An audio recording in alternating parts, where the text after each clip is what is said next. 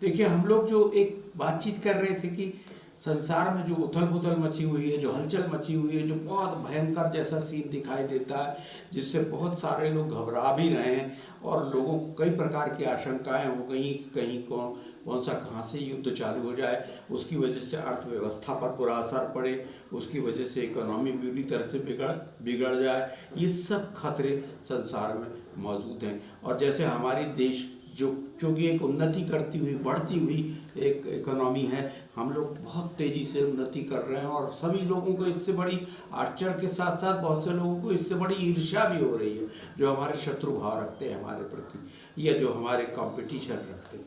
तो अब इसको कैसे हम समझें कि क्या ये बिल्कुल ठीक हो जाएगा या आगे चल के गड़बड़ी होगी। पहले तो मैं आपसे ये कहूँ कि सारे झंझावातों के बावजूद भारत की प्रगति को कोई अब रोक नहीं सकेगा।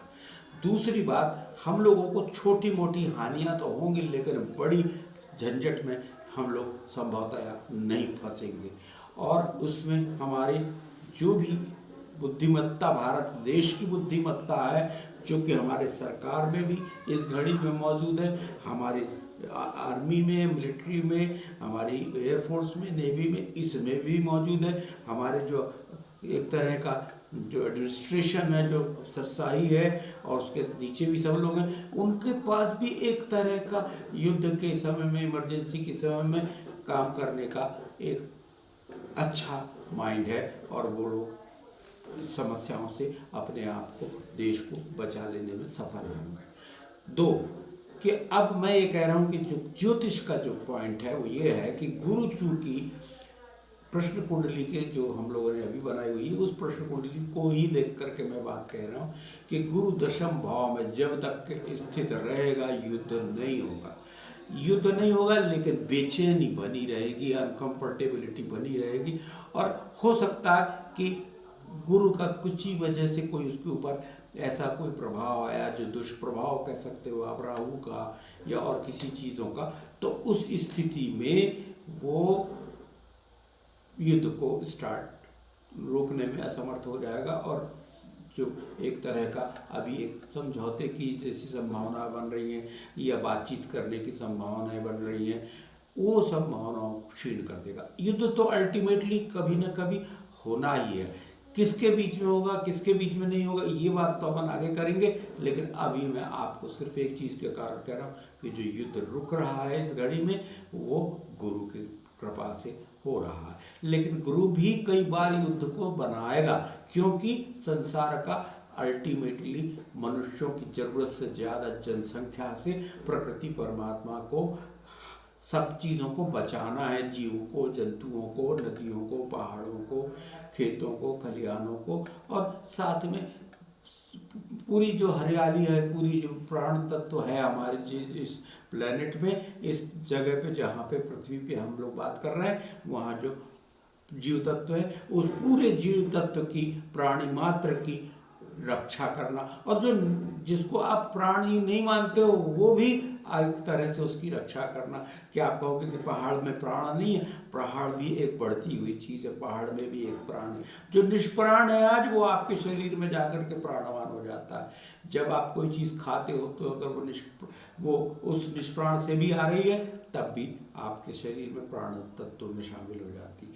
इस भांति से जो वनस्पति में आ रहा प्रकाश, जो पृथ्वी का तत्व आ रहा, ये सब जाकर के प्राणवान हो रहे हैं। तो मैं आपसे सबसे पहले ये निवेदन करूंगा कि आज की तारीख में रेमेडी क्या है, समस्या का हल क्या है। मैं कहता हूँ सबसे पहले अपने विवेक को जागृत करना। अब आप अपने विवेक को जागृत करो तो सबसे पहली जो चीज़ आपको करनी चाहिए वो ये कि आप दूसरों को दोष देना बिल्कुल बंद करें। दूसरा, आत्मनिरीक्षण, परीक्षण और अपने ऊपर ही दृष्टि को वापस लेके आएं, अपने प्रति न्यायपूर्ण हो जाएं, न्यायाधीश के जैसे अपने साथ व्यवहार करें। पर दंडित करने की आवश्यकता नहीं, आपको केवल जानना होता है और चीज़ें ठीक होना शुरू हो जाती हैं। अध्यात्म का विज्ञान कहता है knowing is the correcting the things. यहाँ पे आप जानते हो और आप सुधरते हो। जानते हो और सब ठीक होने लगता है। अगर जानते नहीं हो तो वही कंटिन्यू होगा जो गड़बड़ है। तो ब्लेम गेम पहले बंद करेंगे, क्योंकि आप अपने जीवन को जी रहे हो, अपने कर्मों के फलों को जी रहे हो, और आपके साथ जो भी होने वाला है वो आपके कर्म फल है।